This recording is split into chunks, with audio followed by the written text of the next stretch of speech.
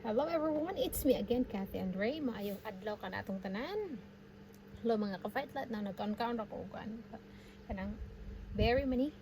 raspberry, and this one, bread. Kaya lang na bread akong di. Anyway, I'm going to share with you today, this video, ang ako nga diferensya sa Philippines and here in Australia while you are working. I'm not working, okay? I-share lang ako sa akong na-observe sa ma-culture shock ko kay ngano. Diri sa ilaman ko kanang, di ba sa ato kung magpaguna ta, magpalampas ta, magpalabada ta bisan sa nga trabaho sa uma or sa balay, magpapanday ka og balay, di ba? Mo umuntan sa man kanang 500 per day with snacks without lunch, di ba? Ingna sa to kadalasan jud naagit tay merinda kay maula pud baya tanong nga magpapanday tang walay merinda naa lagi sa to mga Pilipino ba nga magpapanday ta o balay magpalampas magpaguno magpalabada magpakaon jud ta diri nalasyak jud ko okay ra mo kaog sa atubangan ikaw ra kini nagkaon ko nakadra day mo ako pakialam day mukaon jud ko re kaon jud ko wala kay akong pagkaon para man sa kuha hindi man para nimo diri siguro sa uban na-shock rin ko dahil kay anak ko lang uyo mo diri uy nya kung mo-offer na sila og kape you want some coffee? Mana man ano kung kakapin kay yes kidahin day kay kung kaisa ka duha muin kag no day di jug kakakape kay maula naman kami ngon I want some coffee nya giingnan na ka maula ka diretso dayon di ba sa to ba ali kape jud bago pa ko, busog pa ko ng kape, dali, kape, kabala ka.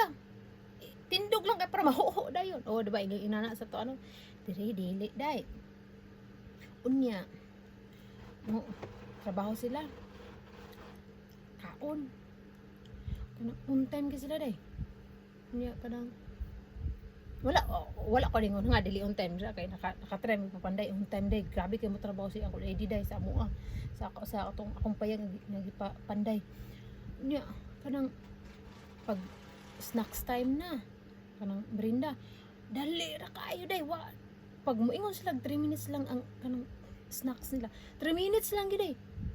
diretso dayon unya pag mag lunch na magpagkaon na sila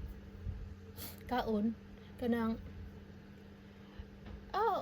dili na sila nga let's eat dili ikaw na sim kagalingon day kung unsang oras kaon na ka day way ko ana bitaw nga dili mga na ta wala diri mo haging kagalingon mingon kaon na ta kay oras man day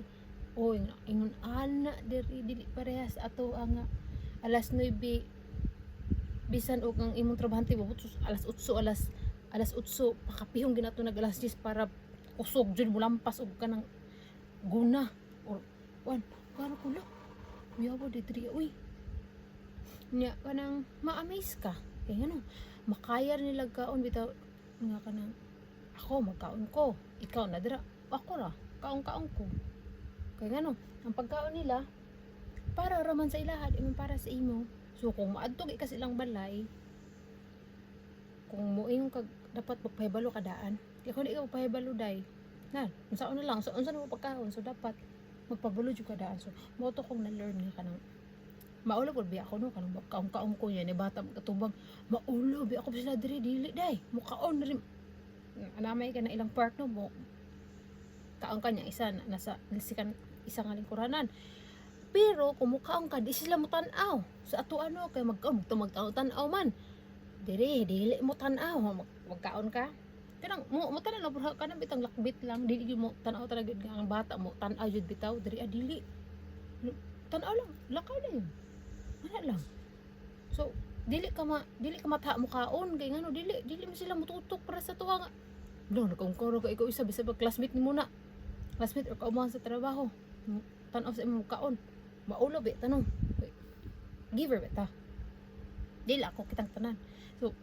tako is with kalahi na motong na culture shock siya ko lang ani di mo to gi inan ko sa kuang kuan laki nga ingon ana diri kay nagtrabaho man ka para sa imong kagalingon para tapos imong kagalingon kung naa kay friend nga mo ingon matos yung balay dapat magpahibalo daan kay para maapil sa lukto Dili para sa ato aga. Hala nalagi mo dali sulod kaon kape oh naibuwad naikuan. Ana. So, mao to, mga ka-fight lahat. See you again.